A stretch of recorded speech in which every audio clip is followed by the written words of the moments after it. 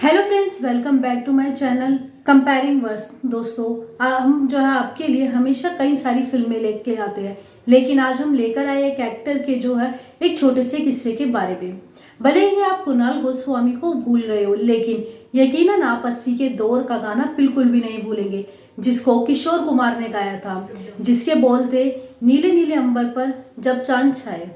ये गाना उस दौर का सुपरहिट गानों में शुमार था। लेकिन क्या आप जानते हैं कि इस गाने में नजर आ रहे हीरो मनोज कुमार के बेटे कुणाल गोस्वामी थे, जो बॉलीवुड की दुनिया में फ्लॉप साबित हुए। हिंदी फिल्मों के महान अभिनेता मनोज कुमार को कौन नहीं जानता, लेकिन क्या आपको पता है कि उनका बेटा भी बॉलीवुड के हीरो बनने आया था, जिसका नाम था कुणाल गोस्वामी। लेकिन अफसोस की बात तो ये है कि पापा के स्टारडम के चलते काम तो मिला, लेकिन वो आगे सफल नहीं हो सके। मनोज कुमार की चाहत थी कि बेटा अपने उन्हीं की तरह नाम और शोहरत दोनों कमा ले, लेकिन बॉलीवुड की दुनिया में कुणाल गोस्वामी वहां ज्यादा फ्लॉप रहे। एक के बाद एक फ्लॉप फिल्मों के बाद उन्होंने एक्टिंग करियर को अलविदा कह दिया। एक्टिंग छोड़ते ही मनोज कुमार के बेटे की किस्मत चमक गई। फिल्मी दुनिया को अलविदा कहने के बाद अब कुणाल क्या कर रहे हैं, चलिए आपको बताते हैं, और किस तरीके से उनकी किस्मत फिल्मी जगत को छोड़ने के बाद चमकी। चलिए पहले बात करते हैं मनोज कुमार के बारे में। तो दोस्तों, हरिकृष्ण गोस्वामी जो फिल्में नाम मनोज कुमार से बॉलीवुड में काफी ज्यादा मशहूर हुए। 24 नवंबर 1961 में उनकी किलकारी गूंजी और घर में बेटा पैदा हुआ, जिसका नाम बड़े प्यार से कुणाल गोस्वामी रखा गया। इधर बेटा बड़ा हो रहा था, बॉलीवुड में पिता राज कर रहे थे। वो दौर मनोज कुमार का ही था। एक के बाद एक फिल्मों में नजर आ रही मनोज कुमार की सारी फिल्में हिट हो रही थी, और कुणाल भी धीरे धीरे बड़े हो रहे थे और पढ़ाई के साथ साथ पिता के साथ शूटिंग पर जाया करते थे। कई बार तो पिता के साथ वे सेट पर भी चले जाते थे और धीरे धीरे उनका मन फिल्मी दुनिया में ही लगने लगा।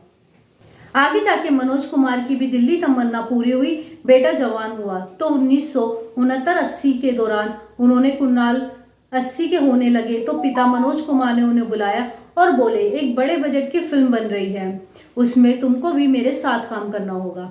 कुणाल की भी चाहत थी कि किसी तरह वे फिल्म इंडस्ट्री में एंट्री ले सके। उन्होंने तुरंत अपने पिता को हाँ कह दिया और पिता के साथ शूटिंग भी शुरू कर दी थी। दिलीप कुमार, शशि कपूर, विनोद खन्ना जैसे दिग्गजों से सजी फिल्म साल 1981 में बनी, जिसका नाम था क्रांति। फिल्म हिट, गाने सुपरहिट, और कुणाल ने भी बॉलीवुड में अपनी थोड़ी पहचान बना ली। तो वहीं दोस्तों, बाल कलाकार के रूप में नजर आए कुणाल को अब पिता मनोज कुमार हीरो बनाकर लॉन्च करने की तैयारी कर रहे थे। उन्होंने अपनी जान पहचान का इस्तेमाल किया और बात भी की। उनको एक साथ 3 फिल्मों का ऑफर आए और तीनों फिल्मों में उन्हें साइन कर लिया गया। प्रकाश मेहरा और शशि कपूर मिलकर फिल्म बना रहे थे। कुणाल का नाम उन तक पहुंचा तो ऑडिशन के लिए बुला लिया। ऑडिशन पास करने के बाद कुणाल ने फिल्म में युवराज का रोल निभाया। 1983 में आई ये फिल्म थी गुरूर। शशि कपूर, स्मिता पाटिल और वहीदा रहमान जैसे चेहरों के होते हुए भी ये फिल्म फ्लॉप हो गई। कुणाल की करियर के लिए एक बहुत बड़ा झटका था।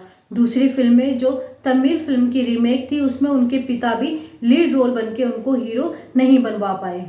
फिर आगे जाके इस फिल्म में उनकी हीरोइन थी श्रीदेवी। ये फिल्म साल 1983 में रिलीज हुई थी, जिसका नाम था कलाकार। इस फिल्म का एक गाना तो आज भी लोगों को याद है, नीले नीले अंबर पर जब चांद छाए। फिल्म के गाने भले ही हिट हुए, लेकिन कलाकार बॉक्स ऑफिस पर कोई कमाल नहीं कर पाए।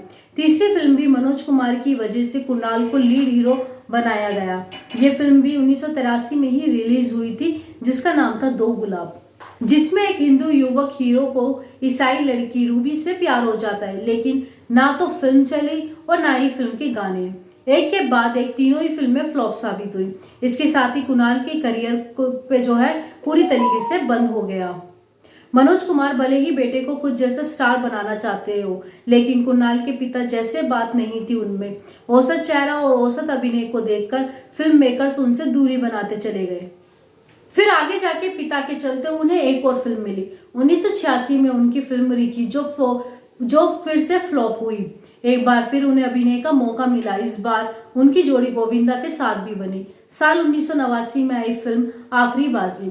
फिल्म तो चली, लेकिन सारा क्रेडिट गोविंदा के पास चला गया और कुणाल जो है ठंडन गोपाल की तरह बैठे रह गए। अब उनको हीरो की जगह साइड रोल के लिए ऑफर होने लगे। 1990 में पाप की कमाई, 1991 में 2 फिल्में। ऐसे ही कुणाल की एक्टिंग जो है साइड रोल होकर ही रह गई। फिर आगे जाके जो है उनको काम मिलना भी बंद हो गया। फिर कई सालों तक बॉलीवुड से वो गायब रहे। लेकिन साल 1999 में मनोज कुमार फिर से बेटे को हीरो बनाकर ले आए, खुद का प्रोडक्शन हाउस खोला और फिल्म बनाई जय हिंद। ऋषि कपूर के साथ बेटे को हीरो बनाने की योजना भी मनोज कुमार की फ्लॉप साबित हुई। फिल्म भी फ्लॉप हुई और मनोज कुमार का प्रोडक्शन हाउस भी डूब गया।